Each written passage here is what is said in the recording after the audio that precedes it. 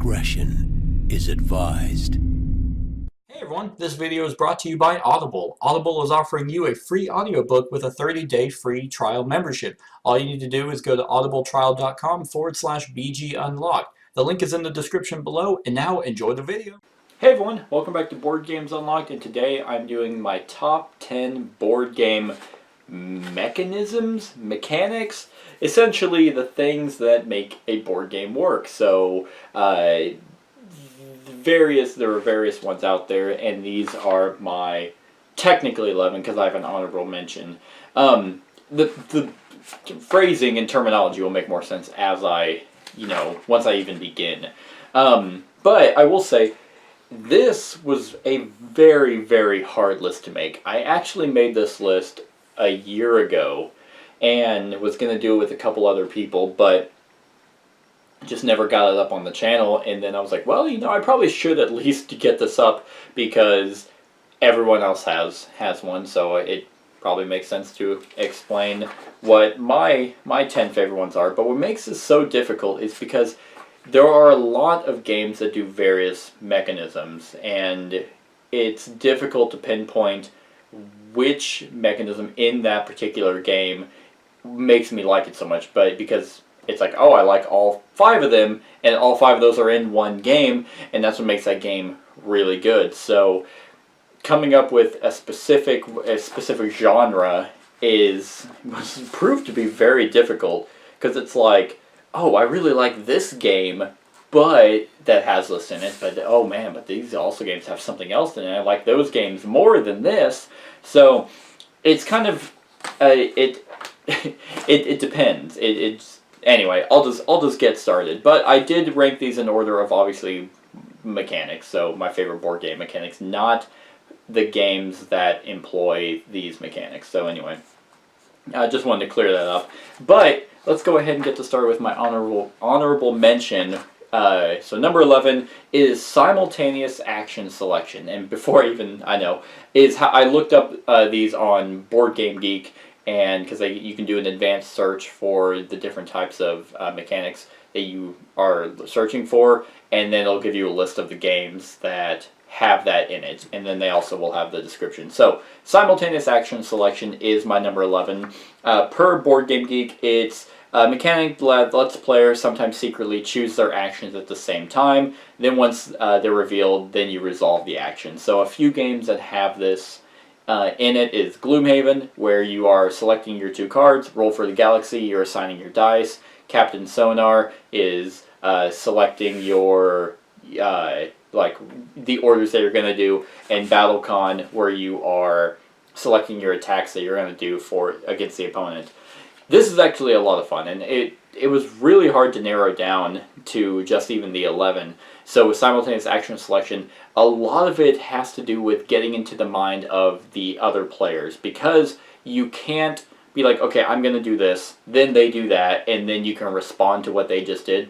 You have to sit there and look and evaluate the situation and try and read, okay, BattleCon is a perfect example. You have some knowledge of the cards that are out, and you know exactly what cards they have, but then you have to think, okay, what 2 cards would they pick, and what 2 cards can I pick based off of the 2 cards that they pick, So there's a lot of mind reading and mind guessing and reading your opponent, which is a skill set in and of itself.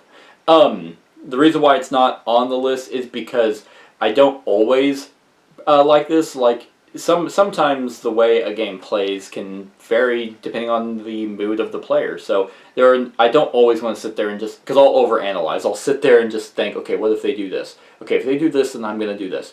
Okay, but what if they don't do that? And it's just, I feel like I'm just having like analysis paralysis. So then eventually I just go with my gut, and then if that doesn't work out, then I beat myself up because I'm like, oh, well, I didn't even think anything through. So, but for the most part, I really like thinking of it, and sometimes it can pay off. Roll for the Galaxy, you can be like, okay, that person I know is going to explore, so I'll assign dice underneath that because I know they're going to do it. And whenever they do, it's like, oh, thank God, okay. But then they don't, and it's like, why? So it can just be, it's not always fun, I guess I should say, but for the most part, I still really like it. So that's my number 11, simultaneous action selection. Now, onto the actual list. See, this isn't even in my top 10 book. I had to print these off so I can have the descriptions. My number 10 is action movement programming. So every player secretly chooses and commits their moves for the next turns. Then they play their turn out according to the choices they made. So the games that employ this are Robinson Crusoe, Spirit Island, Mechs vs. Minions, Tricarion, and Space Alert. So I tried to find 5 games that matched the selection, but for the most part, there were some that I could just be like, oh man, here's 15, and obviously I picked games that I have played. So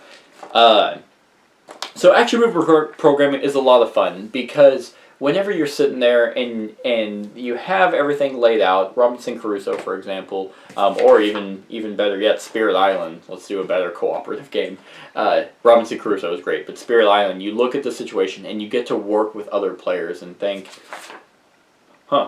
okay, most of these are funny enough cooperative in my examples, but you're sitting there and you're like, okay, so here's what we can all do as a team, and so we're going to do this and this and this and this, and then press play, essentially, and then watch it all pan out. It's just a lot of fun to try and think that way, because in any other programming game, like Mechs vs. Minions, you basically are drafting these cards, and you're like, okay, here's how I think my program is going to work. Then you hit play, boom, it either goes off flawlessly, or it like crashes and burns, and then you just you basically reprogram, and you're like, okay, so this is where it broke, this is what I'm going to fix. It's a lot of fun. I kind of like that way of thinking, especially whenever you have other players involved, like Spirit Island again, because you get to synergize with one another. You get to focus on strengths and weaknesses of every player and kind of the characters that they are playing, and you try to basically make up for what they lack, and then they make up for what you lack, and then the board will do something that could throw a wrench in things, and then you just rewrite the program, and then you just go in order. It's really, really interesting. So the other thing it says, the key to action movement program is that all players choose and lock in their actions prior to anyone executing any of those actions. This also, in a competitive game like Tricarion, for example, has a little bit of reading your opponent, but unlike the simultaneous action selection, it's not all reading the opponent. Tricarion is a good example. It's like, okay, here's what I can do. I'm going to lock in all the places I'm going to go, and you kind of order them in a way that you're like, this is where I really want to go, but I could also enjoy going to these other places. And it's like, okay, well, where are they going to go? What could they possibly do that could ruin my plans? And then you think a little bit more about that, but you just have more options. And that could just be because Tricarion allows you to have those options. But I just like the idea of having a well-oiled program and machine that works. So that's my number 10, action movement programming. My number 9 is a very simple one. One that I believe was actually one I actually didn't expect to even be on the list because it just sounds so simple. But at the end of the day, I think it's a lot of fun, and that is tile placement. So tile placement games feature placing a piece to score victory points, the amount often based on adjacent pieces or pieces in the same group. Carcassonne is the obvious go-to for this one, but I have only played Carcassonne on the app, so I didn't include that. The games I have are Between Two Cities, Galaxy Trucker, Escape Curse of the Temple, Isle of Skye, and Dungeon Quest. So pick any of those, and it's just tile placement. There's something soothing about placing a tile and constantly gaining victory points, or in the case of Galaxy Trucker, building a ship and you just get tile placement. You get to see something form in front of your eyes. Between Two Cities is a great one, where you are working with the people to the left and right of you, and you're trying to build a city, and then over time, if you guys are working well together, you get to see that grow and grow, and then you get to reap the benefits from it. If you can't tell, I like things that make me feel good. So whenever you are placing tiles, there's just something like and especially whenever you can have a variety. So whenever you're drafting tiles, or you're like, okay, I can place this one or this one, and then you have everything laid out in front of you. There's nothing secret. There's nothing that's going to spontaneously show up. You're like, okay, if I place this tile here, then that's going to get me 5 points. But if I place my tile here, it's going to give me 3 points. However, it could lead to more points in the future. So you just have the knowledge and everything in front of you. So I really like that. And in the Galaxy Trucker, you are real-time drafting and placing tiles, and you're like, okay, I can put my ship here, and then if I put the thrusters here, then that'll let me go forward, and then I can put the shield here to protect this side, and oh crap, I didn't place any cargo. And I mean, Galaxy Trucker is the one that if you're trying to take the game seriously, then you're having a bad time. Dungeon Quest is the other one, where you're just placing tiles and watch the dungeon form out in front of you. Isle of Skye is the same way, but also you have the group, the objectives that you have to go for in each round, which is a lot of fun, and you also get to see your Isle of Skye, I don't know, your Scottish land grow, and then you reap the benefits from that. Tile placement is just, it's just so soothing. It's very nice. I like it quite a bit. So that's my number 9, tile placement. My number 8 is similar to tile placement, but tends to be in more of your Ameritrash games, I feel. And that is a modular board. So, modular board play occurs upon a modular board that is composed of multiple pieces, often tiles or cards. In minigames, board placement is randomized, leading to different possibilities for strategy and exploration. That last sentence, leading to different possibilities for strategy and exploration, is exactly why this is on my list. Like, one way, if your game isn't going to just be bloated with expansions, or you didn't get a Kickstarter that has a bunch of stuff, one way that you can make your game have a lot of replayability is a modular board, because of that very reason. If the games I have are on it, for example, are 7th Continent, Star Wars Imperial Assault, Twilight Imperium, Mansions of Madness, and 5 Tribes. 5 Tribes is actually a perfect example. So, if you were to play just the base game, the sheer amount of variety that you get in replayability with that game is all dependent on just the way the tiles come out. And that is so fun, because some games that are like, here's your board, this is it, can struggle with having replayability. And luckily, I don't run into that a whole lot, because I don't have a lot of games that I play over and over and over. So if it is very blasé, then I'm not going to play it again for a few months. And so then it's like, I bring it back, I'm like, oh yeah, okay. But if I am playing it a lot, then it's like, okay, all you need to do is shuffle the tiles, and here's your board, completely different. Like, strategy, completely different now because of the way the board comes out. And then, for games that are all about exploration, like 7th Continent, it's just, every single time that you just have a different card come out, and you're like, oh, now what's this going to bring me? And then you can experience that whenever it gets flipped over. And, I mean, Star Wars Imperial Assault just gives you the board, and you're like, ooh, okay, what's this one going to be? What's this scenario going to be like? It just always gives you, like it says, different possibilities for strategy and exploration. So, it's just neat. Modular board is always neat. And there's nothing wrong against a standard board. My favorite game, Scythe, is a standard board, but they made a modular board expansion, which is amazing. Because if I had any complaint about Scythe, it was that, oh, okay, every time I play this faction, I will always be over here, and I will always have this resources by me. Game of Thrones, the board game. Hey, this is the map of Westeros, so if you're the Starks, you're always at the top, and so you're almost always going to play this in this particular way. But with Scythe, it's like, okay, yeah, I'm the Nordic tribe this time, but the way the board comes out, I am not adjacent to these resources now, so that's going to play out a little bit different. Just gives you a whole, it's just a breath of fresh air every time you play. So, modular board is my number 8. My number 7 is the action point allowance system. So, each player is allotted a certain amount of points per round. These points can be spent on available actions until the player does not have enough remaining to purchase any more actions.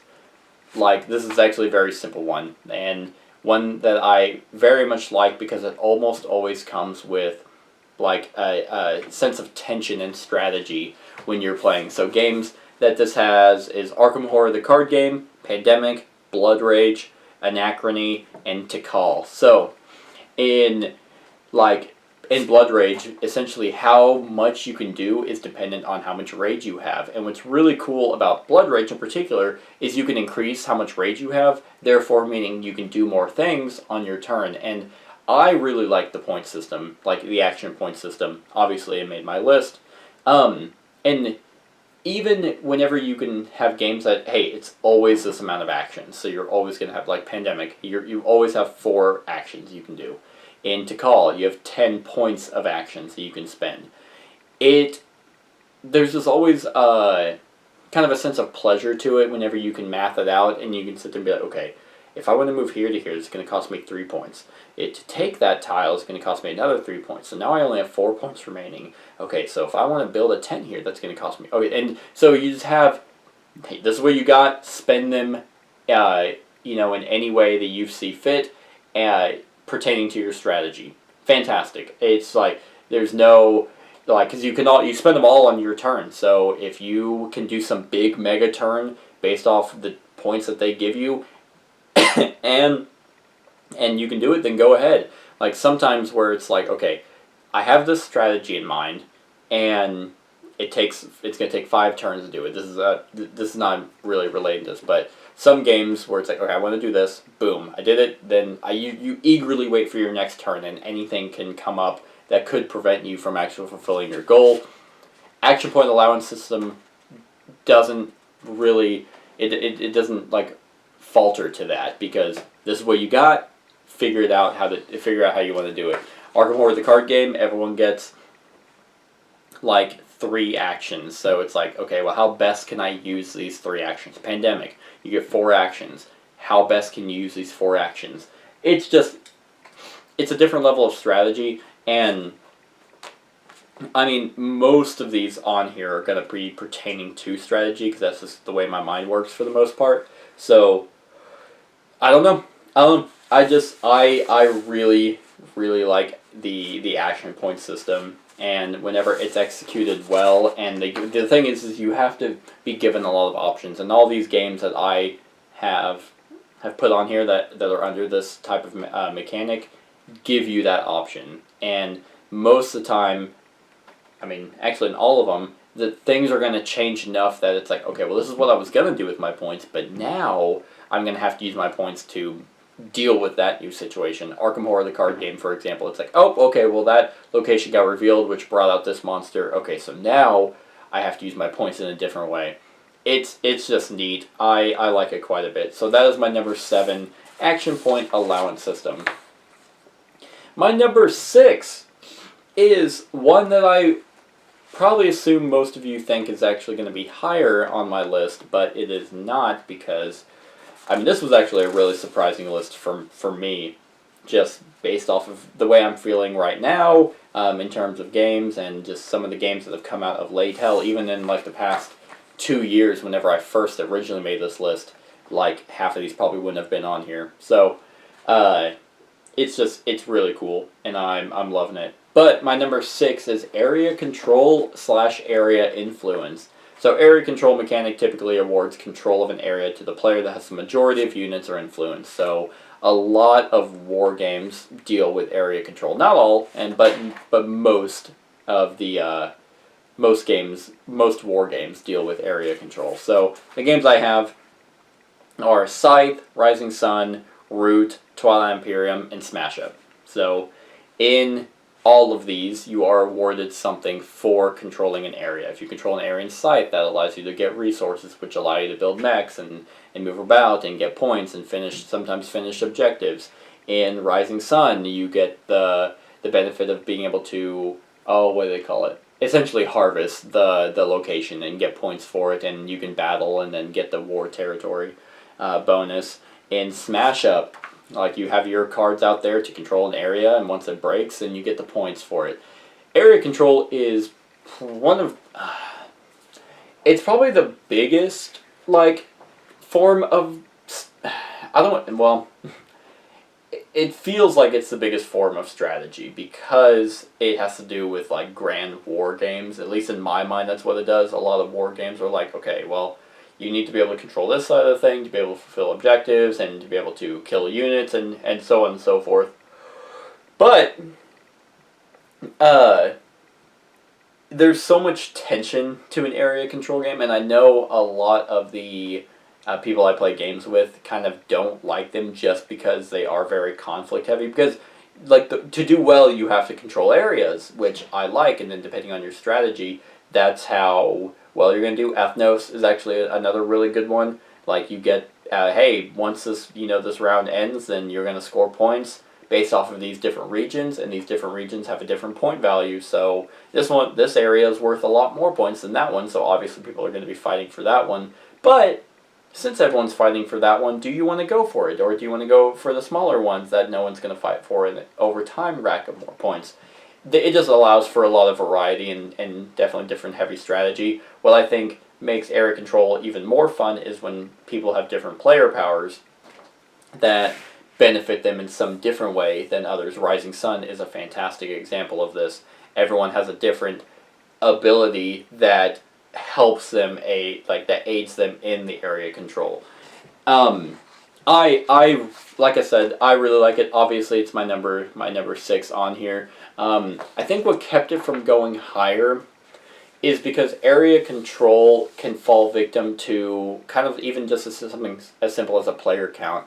Like, since a lot of conflict can happen in area control, if 2 people are duking it out, and especially it's more in 3-player games, if 2 people are duking it out over and over, they're only hurting each other and essentially helping the one person off to the side. So I really like area control a lot more with more people. So I think that's kind of what made me falter at bringing it up higher on the list. But still, it's almost halfway through because I still really, really like it. I mean, Blood Rage actually filled a lot of these because Blood Rage just hits on almost like a bunch of different notes in here. So it's just, Blood Rage is just a fantastic game overall. But that's why I picked Rising Sun, because Rising Sun is the spiritual successor to Blood Rage. So that's my number 6, area control. My number 5 is just, it's so great. And in all reality, like, I ended up making 2 lists because, I can't see it.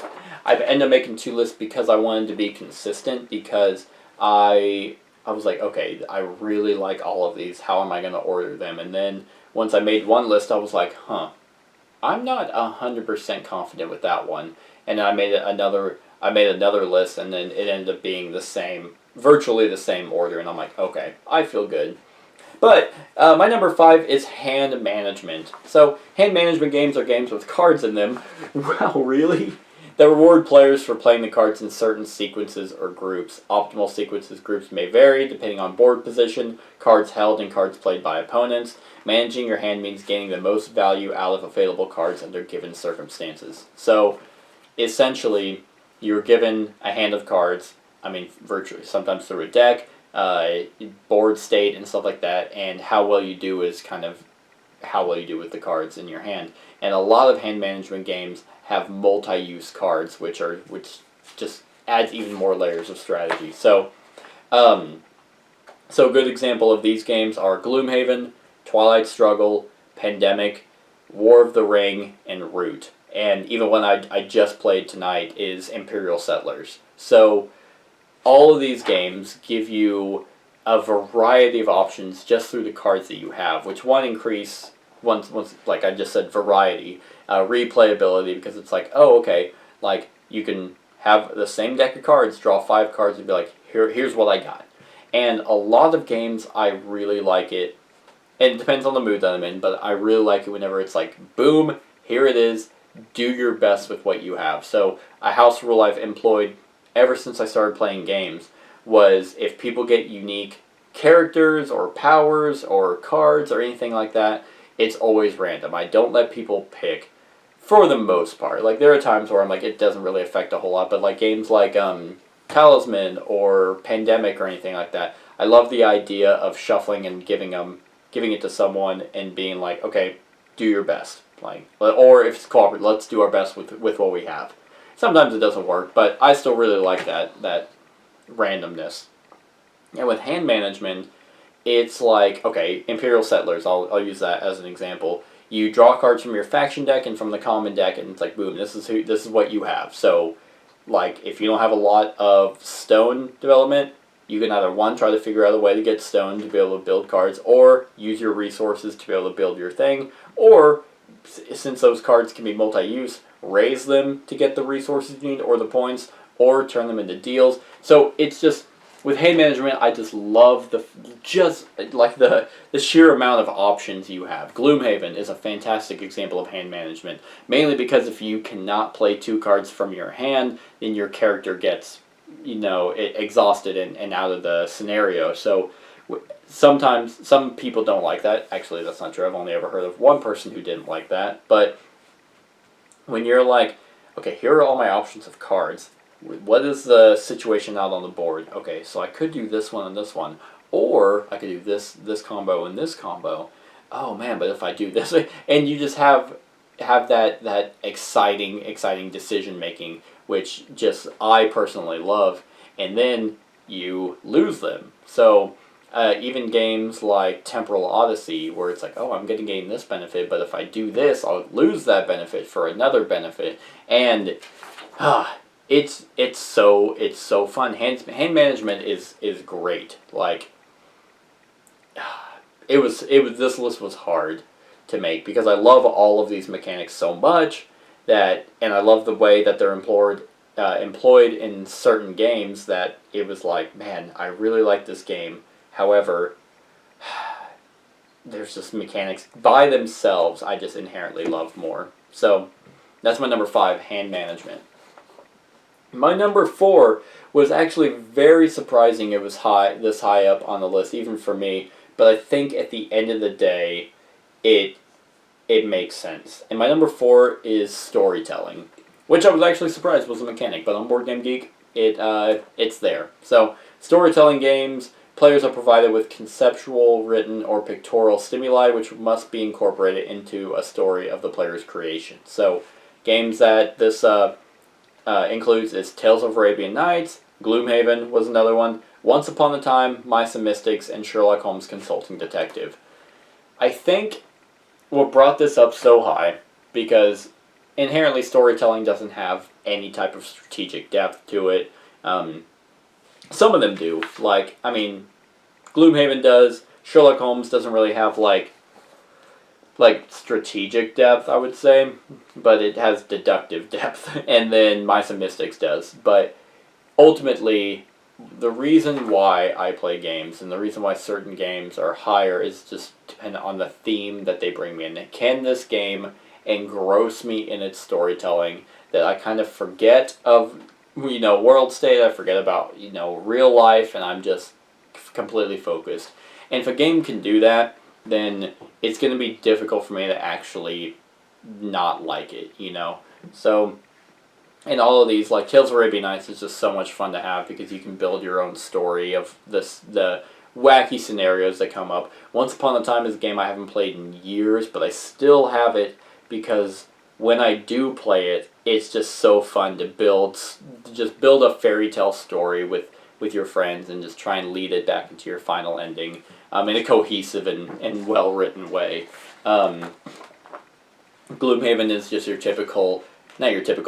fantasy RPG that you get to be involved in based off the story and the decisions that you make and as your characters grow. So, because of just how I naturally draw to Ameritrash games, now Euro games are growing more and more on me, especially when I play a really good one.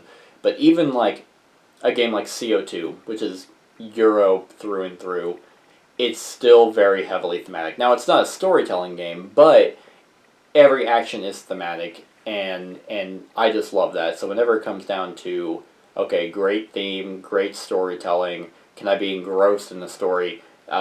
Detective, a modern crime board game, Chronicles of Crime, both of those are just popping into my head for just the really well written way that they can pull me in and make me like feel like so it's just fantastic. So Pandemic Legacy is another good one for storytelling, and a lot of these games are starting to do that.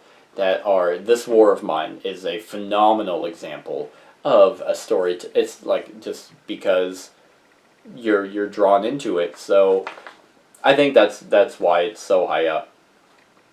Now, I mean, technically, are those games that I just mentioned storytelling games?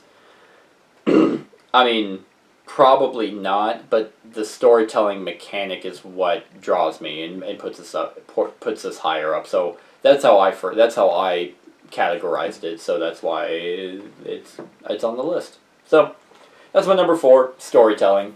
My number 3 is probably the biggest shock to me, and just because of where I was even a couple years ago, and that I wouldn't even touch this mechanic. Like, I'm like, nope. Like, it could be the best game ever, and I'd be like, nah. But over time, like, they've just been getting better and better, and I don't know if something in my brain just switched. But deck and pool building is my number 3.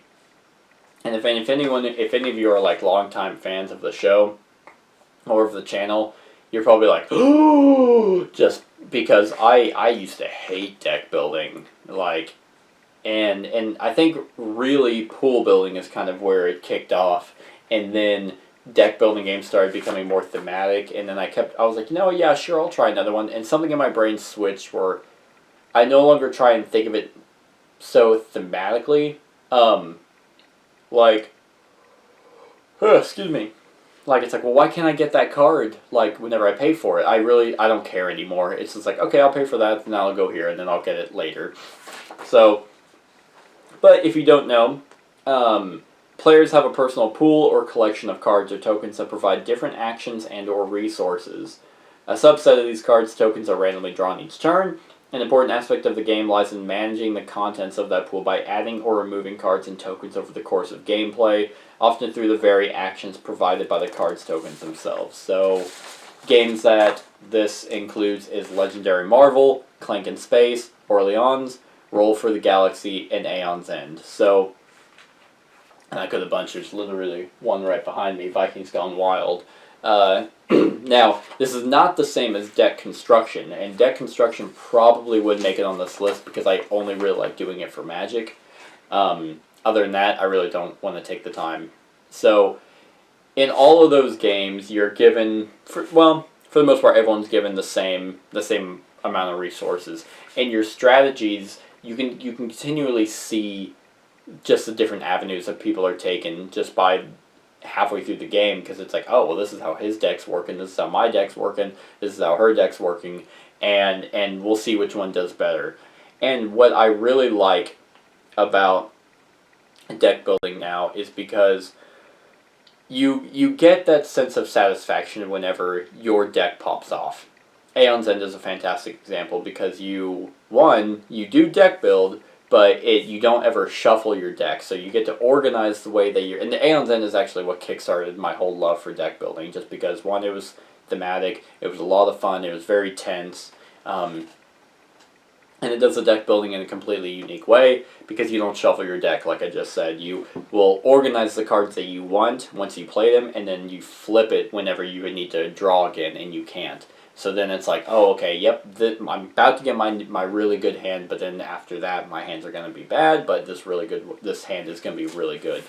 So in Orleans, you get to, that's the pool building, because you put tokens in a bag, and then you draw from them, and over time you can finagle the bag and clean it out by getting rid of the ones that you aren't using for the better ones that you've now drafted. Roll for the Galaxy is a dice drafting thing. Or not dice drafting, pool building with dice, because you colonize worlds that give you different colored dice that you can use as resources, and then other various ways, because they all have different face values. It's satisfying, and it's really cool because you could be like, okay, well, now I have these shitty recruiters, but I hired all these really powerful cards. This is actually for Marvel Legendary, because over time you're going to get these heroes, and then you can synergize with all of those, but based off the hand. And it's kind of that same scenario that I was explaining with hand management, where it's like, okay, I'm going to draw my cards, this is what I got. What's the best I can do with what I got? And hopefully, how can I make this even better? And if you can thin out your deck to where you're only drawing your good cards, then yeah, like the complaint I had is now mute, because you're getting the cards that you paid for. Now, still, it's just kind of weird that if you initially pay for something, hey, you can't get it back. But Tyrants of the Underdark just had a thing in the rulebook that was like, this is why you don't get them. Like, they're off doing a diplomatic mission, and whenever they're done with their mission, that's when you draw them back. It was just such a nice thematic tie-in that helped kind of make that connection in my brain from mechanic to theme. And that's kind of how I almost look at it. Like, if you're playing, what is it? It's not Starship Troopers, it is Xenoshift. Oh, excuse me. Sorry, guys. It is, very, very late. So, if you're buying, like, gear, and it's like, well, you think it's a transaction, so it's like, mentally, you're like, oh, hey, I paid you for this at a store, but you can also easily just be like, no, you sent in the request to get that grenade, and whenever you draw it again, then that's when it finally shows up. And then it's like, oh, I used it, and then now I'm kind of ordering more, and then they're coming back. So, it's just, you have to do a little bit of suspension of disbelief with just straight to discard pile stuff, but at the end of the day, I no longer think about it anymore. Like, I'm just like, oh, this is what's going to happen, so let's shuffle the deck, and then just, boom. Like, I'm not thinking about what I could get, I'm thinking what I got. And whenever you successfully get a pool of stuff that's just really going off, or a deck that's really going off, competitive or cooperative, it's just awesome. So, yeah, that's my number 3, deck and pool building. Very surprised, because, like I said, deck building I hated. It's just like, oh man, this game has hand management, tile placement, storytelling, action, movement, and deck building. I don't care. Like, that's how it was, I'm not kidding. But I think I was combining deck building and really deck constructing. Because deck constructing still kind of feels like a chore, almost. Like, don't get me wrong, I love Magic lately. But it could be definitely overwhelming when you're sitting there with thousands of cards and you're like, okay, God, how can I do this? So, like, it can be a chore. My number 2 is another, this is actually probably one of the biggest mechanics that are used in a lot of games. And it's just kind of how it works out for the games that they're in, that I just happen to love really, really well, and that is worker placement.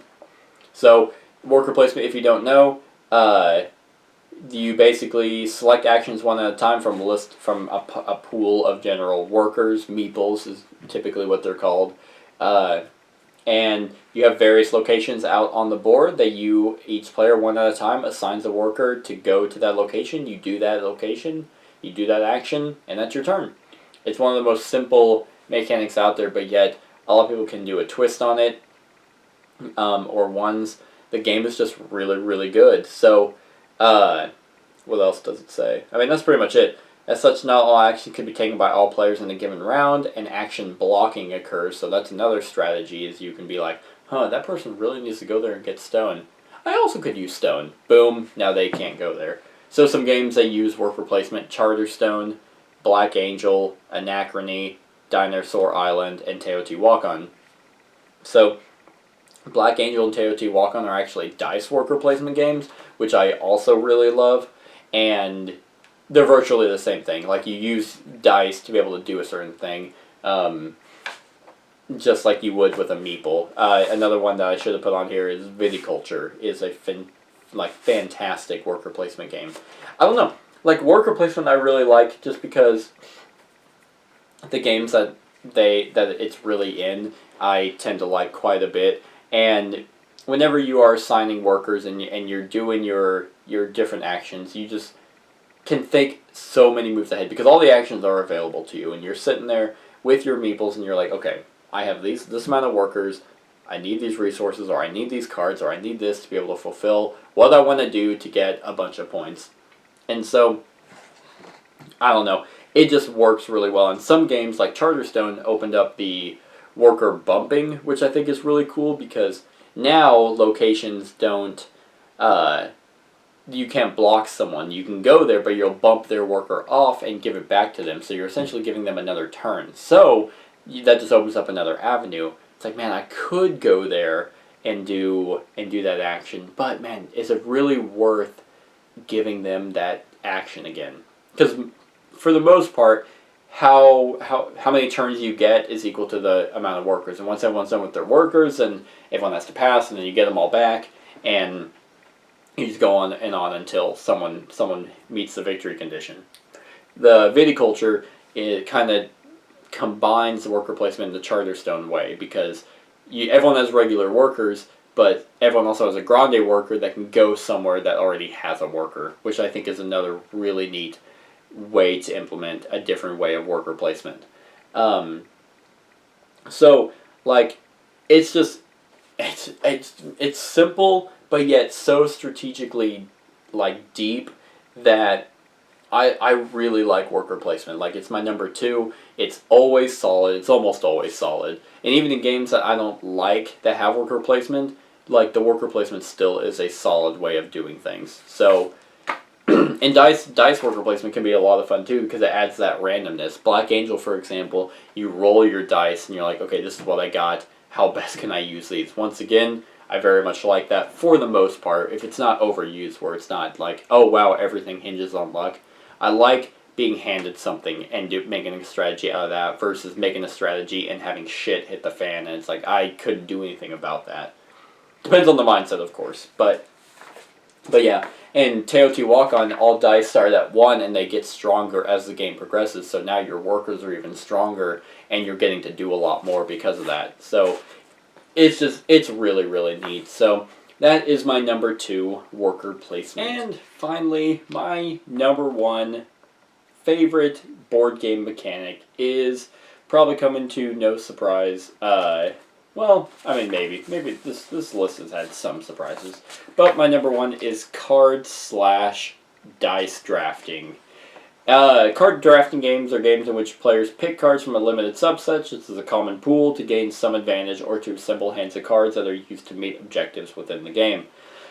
Games that I chose that have this is Seven Wonders, Terraforming Mars, Blood Rage Again, Inish, and Role Player. So this is just one of those mechanics that I just love everything about. Like, because everyone gets dealt, and we'll use Seven Wonders as an example, a set number of cards, and you have all the choices available to you. Whenever you look at your hand, you're like, okay, this is what I want, and then you, in certain number of players, then it's like, okay, well, hopefully it'll make it back to me, because there's actually multiple cards in here that I want, or even I want the whole hand, but you can't, so you have to pick with the best available option for your strategy. So then it's like, okay, so if you have the option of your hand coming back to you, then you can be like, okay, I'll pick this one because it's the one I want the most, but I really want the second one, and hopefully it'll come back around to me.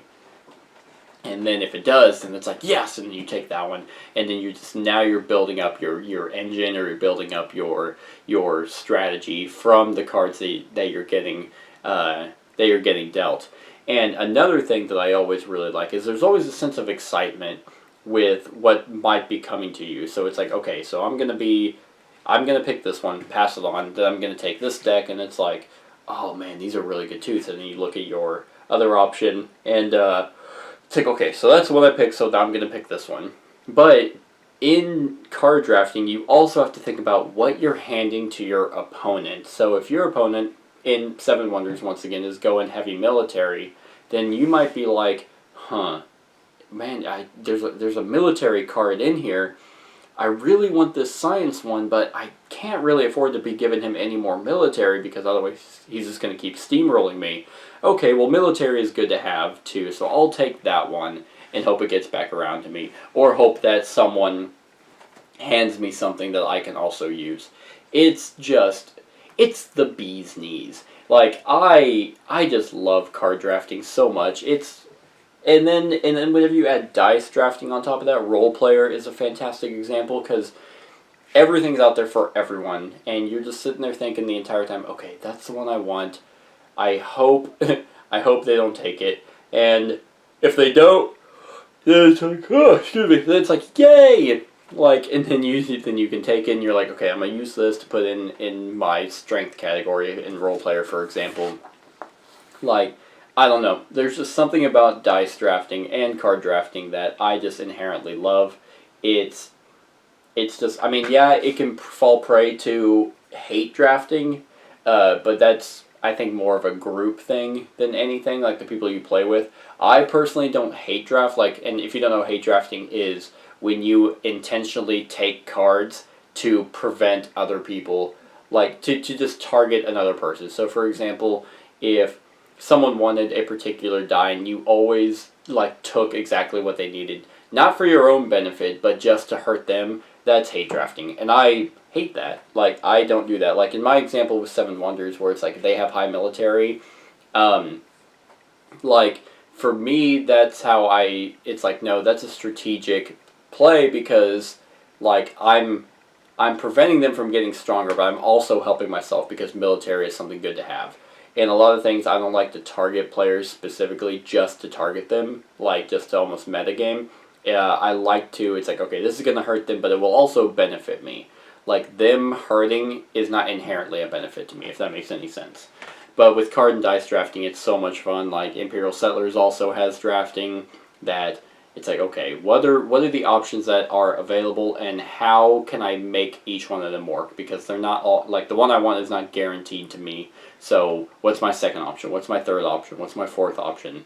And you just go from there, and once you're done, you're like, okay, here are the cards that I have, here are the dice that I have, how do I make all this work?